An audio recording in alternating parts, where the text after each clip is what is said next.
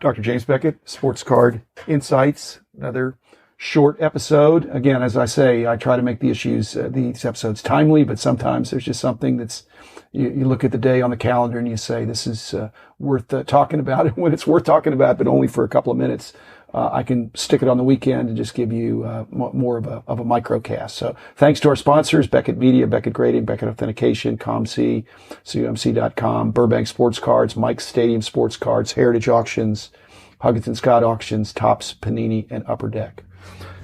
Where were you on January 20th, 1969? Or actually 68, actually. So that would have been 52 years ago. Wow. I know exactly where I was. And if you're a huge sports fan, you might know where you were. I was a big college basketball. I was an everything fan. I wasn't really collecting. I was in college, and I'd actually pledged a fraternity at SMU. It was Lambda Chi Alpha, so I was a Lambda Chi at SMU. And that was, they had kind of a spring rush. And I pledged, and that was our pledge party night. And fortunately or unfortunately, that was the exact night of one of the biggest games in college basketball up to that point in history, the game between Elvin Hayes and the Houston Cougars, who were really a great team, but against Lew Alcindor. He wasn't Kareem Abdul-Jabbar at the time, but so Lew Alcindor and UCLA. And Lew Alcindor had a scratch on his eye or something.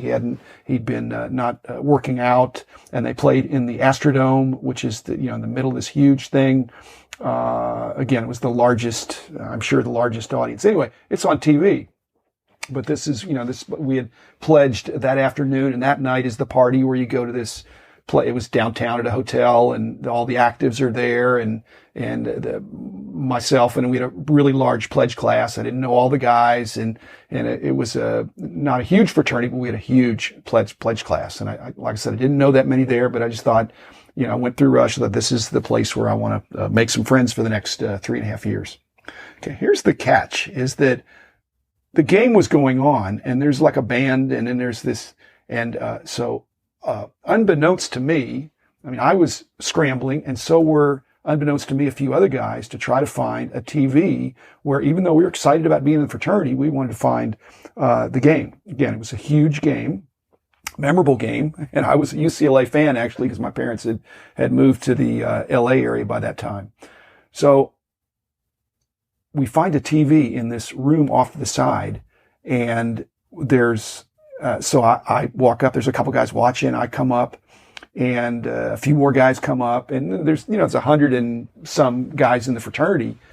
It turns out there's about 15 or 20 that have abandoned the party and are just camped out in front of the TV and talking basketball and talking sports and just having a good time with no thought of the fact that there's another party, across the hall.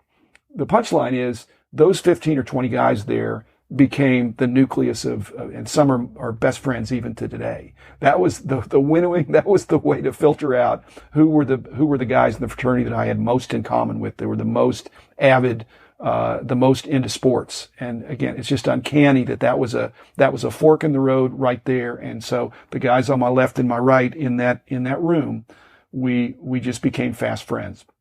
Another guy in the room turned out to be a guy that I almost went in business with in the hobby. Before I started the Beckett Publications, and I was a professor, and then I did expert witnessing, and I can get into that at some point. But this guy, I had done the first books, and he said, "You have something here. I'd like to start a chain of stores. This is a hobby that's getting ready to take off." And he was a really sharp guy in my fraternity, had a kind of an accounting background. And he said, "I know that we can pull this thing off." He'd been in the business school. He was very sharp and was a collector. And he said, "The two of us can get something." This is before I'd started Beckett Publications. I just got to tell you, I'm glad I didn't do that, have a chain of stores. As those of you who know me a long time know that I've been accused of having a chain of stores, which I've never had a chain of stores. I had one store with Gervis and Wayne back in the very early 80s. That was not lucrative, but was enjoyable, certainly for a time. And then later on, at one of the first reunions of SMU, of our graduating class, there were that was in the very early 80s. I guess that was maybe 1980 was probably my 10th, the fall of 80. I'd written a couple of the books, and there were a few people in my graduating class that came up that said, "Hey, I've got your book."